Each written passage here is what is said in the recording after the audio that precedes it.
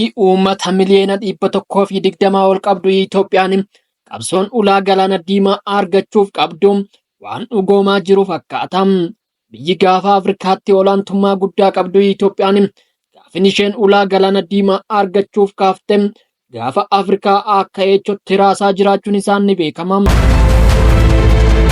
Sochii Soomaaliyaa fi Gibxiin taasisaa jiranis zeeroodhaan baay'isuun isaa hin oolu jedhame. Filannoo seena qabeessi Somaalilaand taasisaa jirtus Itoophiyaa fi Somaaliyaadhaaf carraa guddaa qabatee dhufa jedhamee eegama.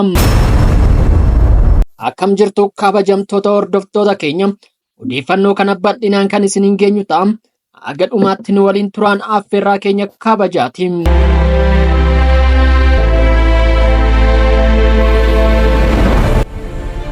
Filannoon Somaalilaand yeroo afuraffaaf taasistu kan yeroo kamuurraa adda jedhame. Itoophiyaanis yeroo kamuu caalaa itti dhiyeenyan hordofaa jirti.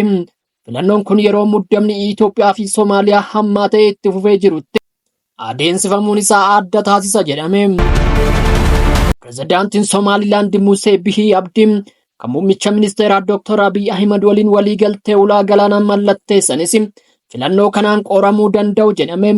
Somaalilaand sababa ulaa galaanaa Itoophiyaa waliin mallatteesseef Soomaaliyaan muufachuun akka weeraraatti ilaala jechuun ibsite. Waliigaltee Itoophiyaa fi Somaalilaand gidduutti mallattaa'e adda kuchisiisuuf yaalii hedduu taasisaa kan turte Soomaaliyaan tarkaanfii dippiloomaasii, tarkaanfii waraanaa fi siyaasaa gaggeessuun Itoophiyaan akka waliigaltee adda kuttu taasisuuf yaaltus Itoophiyaan garuu ejjennoo ishee qabattee itti fufte. Biyyi waggoota 33 dura Soomaaliyaa irraa walabummaa ishee labsatte Somaalilaandis ejjennoo ishee qabattee itti fufte. Filannoo pireezidaantii kanaan namni biyya beekamtii idil addunyaa argachuuf waggootaaf qabsaa jirtu kana waggoota 5 dhufuuf bulchuun beekama. Akka koomishinii filannoo biyyaalessaa Somaalilaand jedhutti filannoo kanaaf namoonni miliyoona 1 ol ta'an galmaa'uun nama pireezidaantii ta'e isaan bulchuuf paartis filachaa jiru jedhe.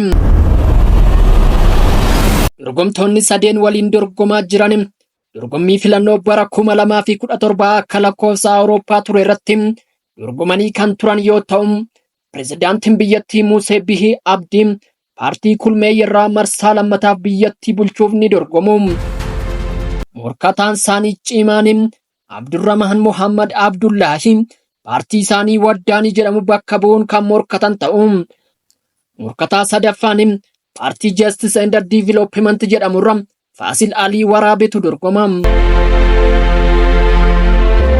Dhimmi ulaa galaanaa Itoophiyaan Somaalilaand waliin mallatteessite ajandaa ijoo filannichaati kan jedhan xiinxaltoonni Daayirektara Akaadaamii Nagaa fi Misoomaa Hargeysaa kan ta'an Muhammad Farah Heersi waggoota 25 darbaniif filannoo Somaalilaand taasisaa turte akkaan dimokiraatawaa ta'uu ibsuun yaa ta'u malee hawaasni idil addunyaa waan Somaalilaand keessa jiru osoo hin taane waan Soomaaliyaa keessa jiruuf xiyyeeffannoo kenna jechuun komatanii. Akkuma filannoo bara kanaa goolabdeen beekamtii idil addunyaa argachuu irratti kan xiyyeeffattu ta'uu kan ibsitu Somaalilaand waggoota 33 dura biyya jechuun labsattus biyyis ta'ee dhaabbanni idil addunyaa beekamtii idil addunyaa kenneef hin jiru. Yaa ta'u malee biyya ta'uuf wanti ishee hanqatu kan hin jirre Somaalilaand maallaqa, waraanaa fi paaspoortii mataa ishee kan qabdu yoo ta'u, dhaabbilee siyaasaa fi diimokiraasii gurguddaa ta'an ijaaruun filannoo naga qabeessa ta'e waggootaaf gaggeessaa jiraachuun ishii ni beekama. Uummanni Somaalilaand fedhiin isaa inni guddaan beekamtii idil addunyaa argachuu yoo ta'u, sababa kanaaf dhimmi ijoo fi hordoftoonni isaanis dhaga'uu fedhan nama siyaasaa beekamtii idil addunyaa isaan goonfachiisuu danda'u filachuu akka ta'edha. Ajandaan isaanii biroo immoo diimokiraasii fi diinagdee cimsuu akka ta'e yeroo duula filannoo isaanitti ibsaniiru. Loltuun duraanii Musee Bihii Abdii ulaa galaanaa Itoophiyaa waliin mallatteessan hojiirra oolchuun waan dura aantummaan dalagan akka ta'e dubbatanii Somaalilaand beekamtii idil addunyaa akka argattu gochuufis waadaa seenaniiru.